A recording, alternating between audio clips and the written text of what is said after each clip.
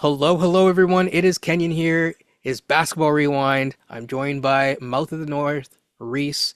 Um, Today it's a draft episode. It's not your normal scheduled programming, although it is becoming that way because, of course, as we know, the Raptors are entering that time of the year. We're covering the draft. That's the thing that matters. So, first and foremost, how are you doing? I'm doing great. I'm excited again after this horrendous season I had to watch of Raptors basketball. I recovered from that. I decided not to talk about the Raptors after the season is over, at least not yet.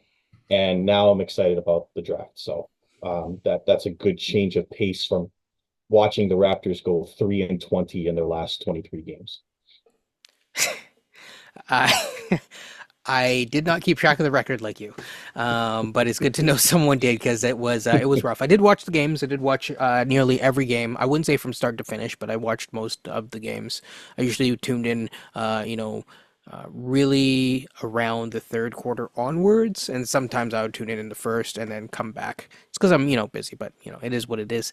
Don't spend too much time, people, on watching that level of basketball because it's rough. Before we get into the draftee of the day, who is Dalton Knecht? I want to talk a little bit of playoffs with you, and I'm just wondering, has the playoffs specifically made you feel like you learned anything since the start of the playoffs till now about how you view drafting or team building or anything like that? The super team is dead. That's been made very, very clear to me, if it wasn't already clear to me. We saw with Phoenix getting completely annihilated and swept out of the playoffs that the super team is dead.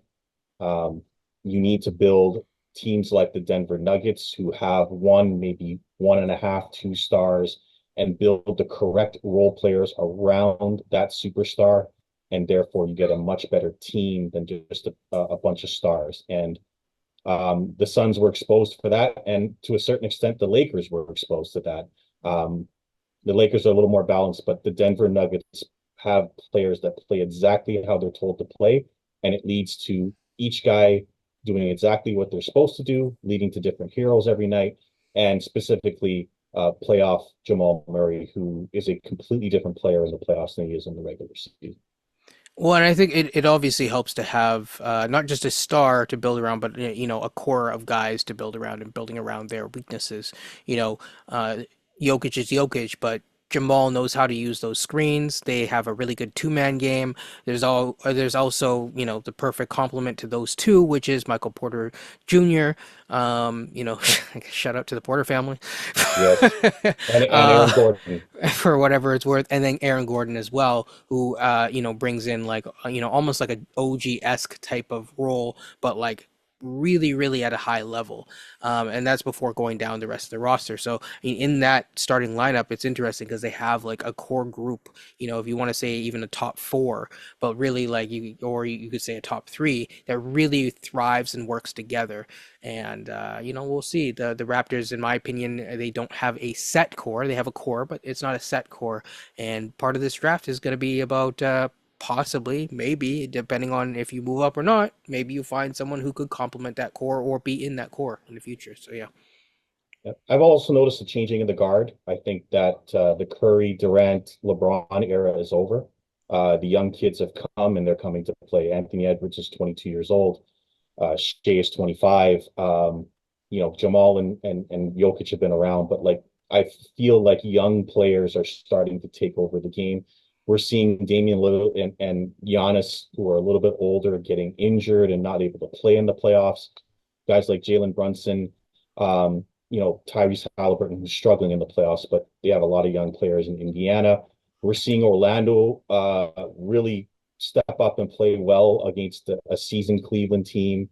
Mhm. So I think young players are starting to take over in the playoffs now. Yeah, I mean, and certainly defense and size. really matter in the playoffs. I will say that, Vision 6-9 may not have been the wrong vision, but it was executed quite poorly by Yes. us. And that's part of the problem is like you're always chasing after, okay, you're doing Vision 6-9, but even your center is 6-9, right? With a bum leg, right? Or, you're doing Vision 6-9, but your point guard isn't 6-9. And then also everyone else is not really skilled except for like, Pascal Siakam, but no one really cares about Pascal Siakam, right? So Yeah. there's always this you're always chasing after it, and I think that other teams have done it a little bit better. But anyways, so getting into the man of the hour, Dalton Knecht. So first and foremost, Dalton Knecht is a 23-year-old. I believe he just turned 23 in April. On Correct. the 19th, as a 23-year-old senior at the University of Tennessee. Before that, he was at Northern Colorado. He did spend a couple extra years in college. I was just say one because of COVID. They gave a lot of players, an extra year of eligibility, and he took advantage of that. When he transferred from Northern Colorado, he ended up, you know, transferring to Tennessee and becoming the SEC Player of the Year and Newcomer of the Year this year, and he was quite decorated at the end. He had a really good tournament run, again 6-6, and put up a ton of points basically on fairly good efficiency and on I'll say on a Lucas-sized role. Now I'm not comparing him to this player, but in terms of his role specifically, it's the equivalent of like Bryce Sensabaugh in a sense, where he was very efficient with a very high usage and displayed a lot of good things offensively. So to get into the man of the hour, let's just get into the offense because that's going to be the primary thing of today's Yeah. episode with him. Yeah. If you So want yeah. defense or assist, you're not getting that from Dalton Knecht, guys. So this is going to be a mostly offensive conversation. Yes. So, uh, yeah, I have a couple notes on it, but I'm just wondering, you're the Connect whisperer. So, do you Yes. want to just, take it away? Give me your, what are your thoughts on his offense? So first of all, I believe that, and I know this draft is not good. I'll be nice and say it's a flat draft, but it's not a good draft. But having said that, I think he has a chance to be the best scorer in the draft. Depending on whether Dink comes out, looking at the draft of who's eligible right now, I think he can be the best scorer in the draft. Um, he can do it all. If you want someone who can do it all scoring wise, this is your man. I know he's 23 years old and he might be a man doing it against, younger people, but the way he does it, I think might translate to the NBA. He's a very physical scorer. He's not a guy that's a speed merchant that's going to try to go around you. He's good. He has a really good first step, but he's trying to draw contact on every play. That's going to lead to a lot of fouls in the NBA, even though they're trying to call it different. And he's able to finish in a multitude of ways, underneath, over, step backs, threes, mid range game. He can lay it up over people. There's nothing he can't do offensively, and he likes contact. So I think that game will translate, especially if he gets drafted late by a playoff team. I think he can add instant scoring, whether it be off the bench or right away and starting, depending on the team that's around him. He can get his own shot. Unfortunately, he can't play much defense, or I'd say the Raptors could really use him because they need guys who can get their own shot. Um, Great floater game. Another thing we talk about as Raptor fans a lot. Where's our floater game? Something IQ's working on, but he has a great floater game and he can throw it down. This command will dunk on you. If you give him that step and he gets by you, he will try to dunk on you. Now, at 6'6", it may not seem like that big a guard, but he has a very nice wingspan of about 6'10". We'll find out exactly how much at the combine, but he has a very good length for a 6'6" player. Yeah, that was the Great thing in that I the was gonna pick. say is that, all Yeah, the, combine, tells no lies. right. So People will we'll shrink or find out. grow or whatever sometimes, Yeah, especially the wingspans, the vertical leaps, and all that. It all comes to light at the combine. yeah. He can throw it down, so that kind of made me think, okay, maybe they're right about the 6'10". He's able to throw it down on people, not afraid. Great in the pick and roll. Another thing that the Raptors have struggled at. He's really good in the pick and roll, great at back cutting and going through screens, great without the ball, Mm. movement shooter. a lot like Grady Dick, who we drafted recently. So again, he's redundant, so he probably won't be a Raptor. He's a 50, 40, 80 guy. Just below, I believe he's just below 50%, but he's right there with large attempts. We're talking 20 attempts a game because he was the only offense for Tennessee in a lot of their games. He was putting up 30, 40-point games on a regular basis against really good college teams in North Carolina and I believe Purdue. He had 39 in the Purdue game that they lost. So he's a walking bucket. He did get tired in the tournament. He was playing through an ankle sprain in the second half of the season, and you wouldn't even notice it. Like he's that physically gifted. He can hit the mid range, as I said. Not a high turnover player, which is something you might expect. Only 1.4 turnovers a game, which is leads to really good efficiency. Um, and I just think he's a very confident player when he plays. He's not afraid. He's going to get his shot up, and he's not going to hesitate. So very good with the catch and shoot as well. So if you're looking for a guy who can score in a multitude of ways and is going to get to the line, this is your man. Yeah, so I agree with a lot of what you said. I will say I don't think he's 6'10". I think he's listed as 6'6". So we'll go from there. Oh, Wingspan wingspan. wise, Okay, fair enough, fair that's what I enough. meant. Okay, Yeah, okay. he is six foot I was like, six, you just people. I'm added not. like 4 inches to the Yeah, dude. no, All of a no, sudden, he's like Matas's height, right? yeah. Yeah, so yeah, he's definitely, in my notes I have he's a three-level scorer. I took these notes like almost a month ago, so it's a little bit I wouldn't say dated because he hasn't played in a month, but at the Yes, of same time, course. it's like this is like I haven't like re looked at him recently because there's other prospects, of course. But Yes. I said he's a really good off-ball cutter and off-ball mover. Though because of him being a primary option, his skill, the skill set wasn't really utilized as much, but it still exists. This is what I wrote down. I said that as a self creator, he is a three-level scorer. I don't know if he's going to be relied upon initially in the NBA to be a three-level scorer, but I do think in general it is easier to scale down than to scale up. I think it can take a lot longer to scale up those movements and those motions and whatever you have to do to become a primary scorer than the opposite way around. Even just from a mentality way, it's the old saying, and you can apply this to like a guy like Westbrook. It's always easier to rein a guy in than to have to spark the motor and say, hey, keep going, going, going. And oftentimes as a coach, they usually prefer the guy who's got to be reined in a little bit. And that comes with good and bad in either case. But yeah, I think people would rather someone that they don't have to constantly uh, probe and prod, I'll say. Yes. And he's not someone that, I've really heard of anything to do with motor issues. Now, again, I will say some concerns is that, well, before I get to the concerns, I will say he also does know how to use screens and create space through that. And then when the space is created through a good screen, he knows how to take the correct space and move into those spots. So it's something that I like. I don't think he's going to have a Luka-sized role in the NBA. He is I did say movement shooter to the max. That's literally written in my my notes. You got it. And so I do think that he is. I don't know if he's one out. I don't know if he's like the best shooter because obviously Reed Shepard exists in this draft. But I think he is one of the better shooters in this draft for sure. And just in terms of like the three-level scoring potential, it's there. Now, my concerns are mainly on the defensive end, but I will also ask this on the offensive end: is are you concerned? And I mainly ask you these because you're the guy that really likes him. So I'm Mhm, gonna ask you. So mhm. are you concerned with his height and size as being a wing player in the NBA? Or do you see him more as a let's say a two in the NBA? I see him as a two, a very physical two. But if his wingspan is 6'10", he could play the three, but we won't know until the combine.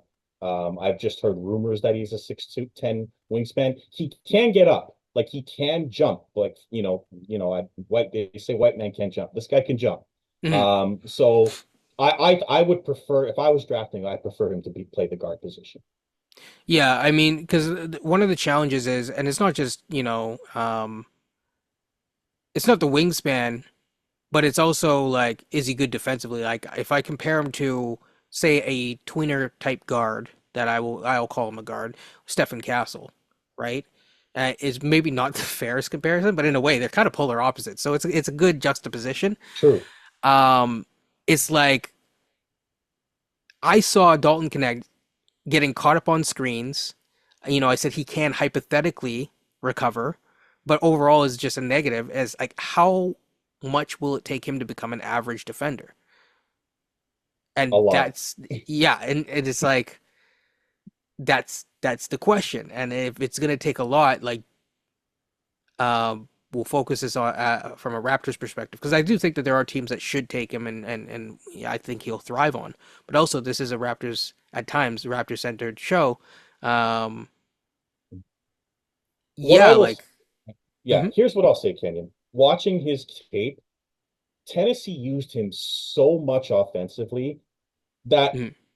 and I'm not saying he's good defensively because he's not, but like, will he be used differently in the NBA? Because the way Tennessee used him, he was putting up over 20 shots every game. He was doing everything offensively. He was driving on almost every possession. He was moving in the offensive half court all the time.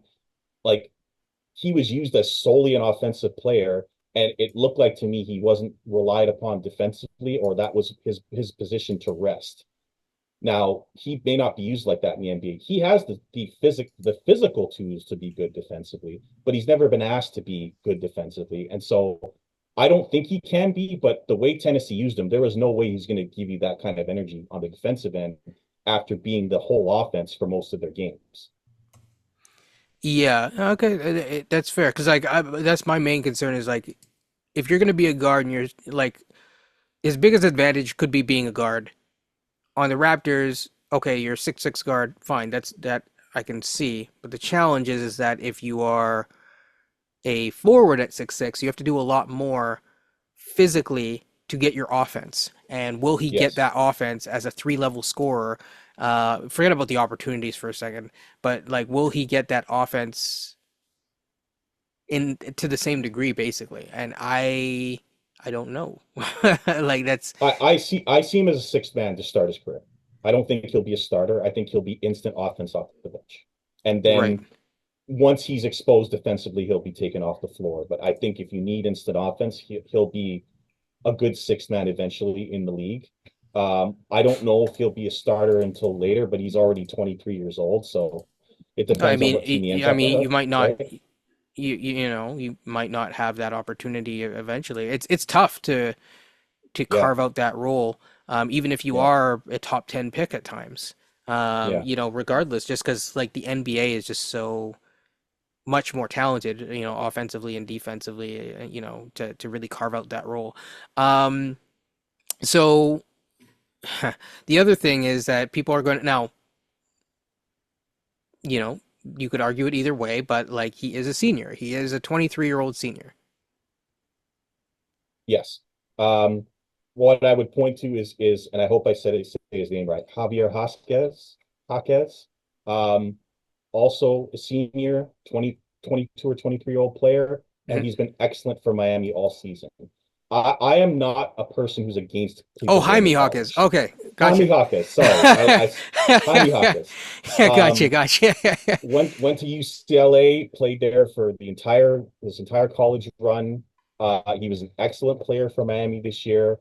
I honestly believe that the team Dalton Knecht is drafted by will be huge because uh, Miami used Hawkes right away without hesitation, and he averaged, I don't know, like 17 points a game at one point. I'm not sure what he ended up at, but like if you were able to bring him in, use him properly, and understand that he needed the college to get to 11, where by the he way. is.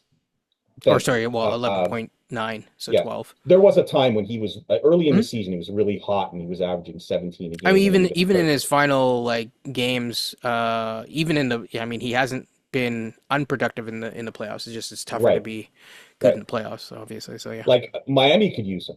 Like they really could, and Miami would probably know how to use him. They've had other guards they've used that were undrafted that have turned into really good players. So I just think that I know a lot of people say, well, he went to college 5 years for a reason. He's not ready, or he had to go to college for 5 years. Uh, they say that about Zach Edey, who's still going to be, a lottery pick. And a lot of people don't think he'll be successful in the NBA. Yeah. I think that connecting can score in the NBA. That's So what I'm my saying. my my uh, my argument was more about like the developmental runway, right? Mhm. Because all of a sudden you're on your second contract and you're now like 27 years old, right? Sure, sure. And if you're gonna do that, ideally it's like a Herb Jones, right? Yeah, yeah, But Herb Jones came out and he was like defensively one of the best prospects right. historically that you've seen from the perimeter, like in the NBA ever. In its like Yeah. rookie season. And I don't know if Dalton Knecht can have that level of impact. Now, I'm not saying Mhm. don't draft Dalton Knecht. Mhm. I definitely not saying that. But again, I'm just thinking also like, you know, what is the best thing to kind of like look at in terms of a development situation for him. Now again, we keep kind of dancing away from a certain thing. I will say a lot of people did compare Jaime Jaquez to Jimmy Butler, funny enough, at the time. And obviously I think he projected more.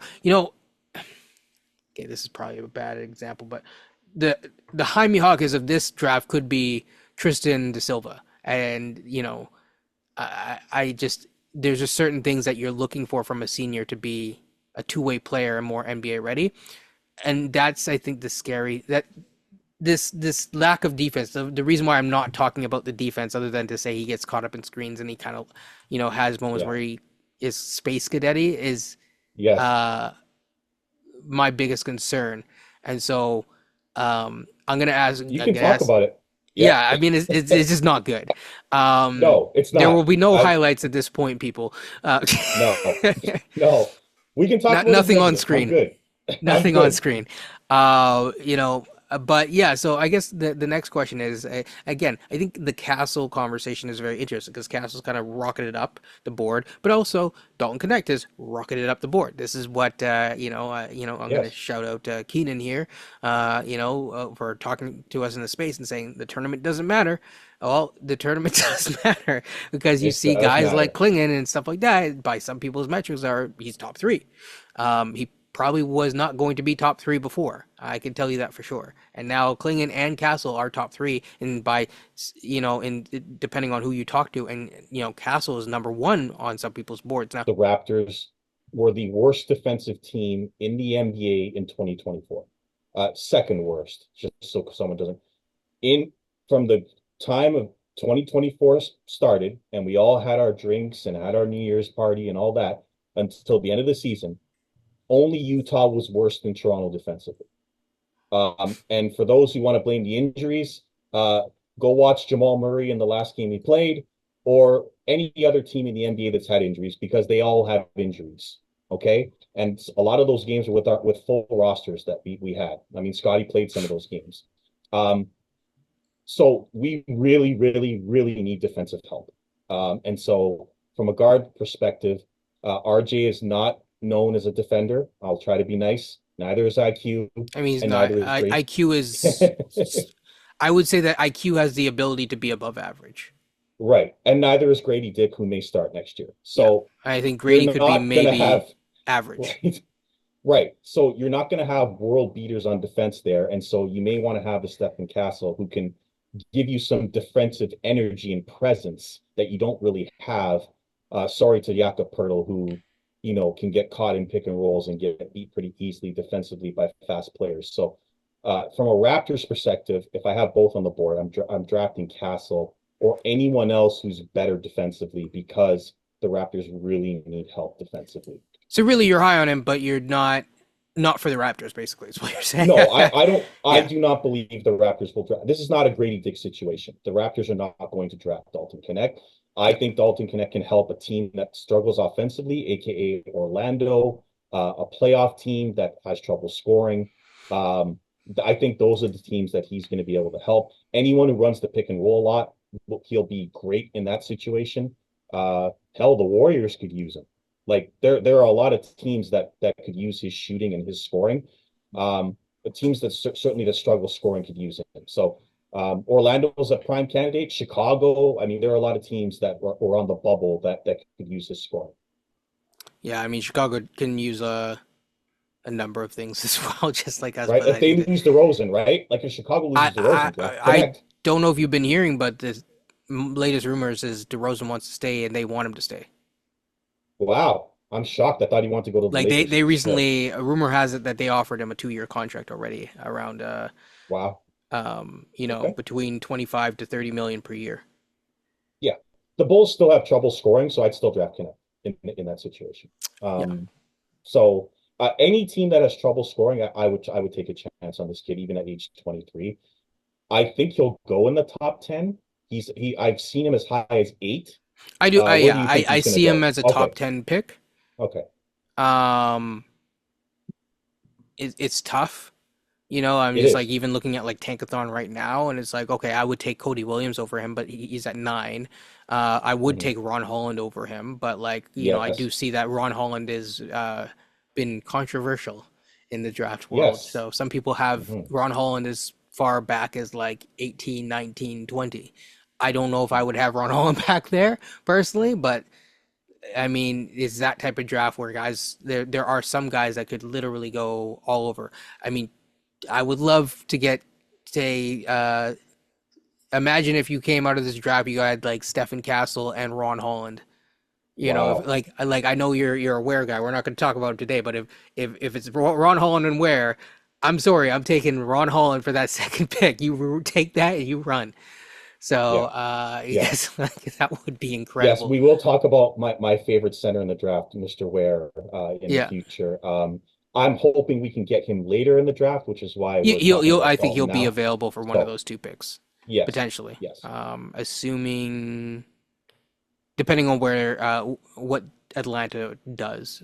I do think that they seem to their fans seem to really like Ware as well, but I who knows with Atlanta? I don't know if Atlanta even knows, and you never know. They could also take Kyle Filipowski, which actually for their team could make more sense. So yeah, but yeah, is there any final thoughts that you have on Mr. Connect? I know this is a shorter episode, yes, because yes, it's just two people instead of 3. yeah, But I think is there anything else? He can definitely score. I think he's a solid yeah, rebounder as well. yeah. The playmaking has shown some upside, of course, just to Mhm. have like a quick recap here. Yeah, But the defense is the yeah, biggest concern, and of course, I'm not saying it's the biggest concern, but on our thing, it's age because he's basically almost the same age as RJ Barrett. yeah, yeah. For me, what I noticed about his playmaking is most of his playmaking came in the pick and roll. So if he was trying to get around a screen and someone stepped up to him, he would make the pass to the 3-point line, or he was able to make the short pass underneath.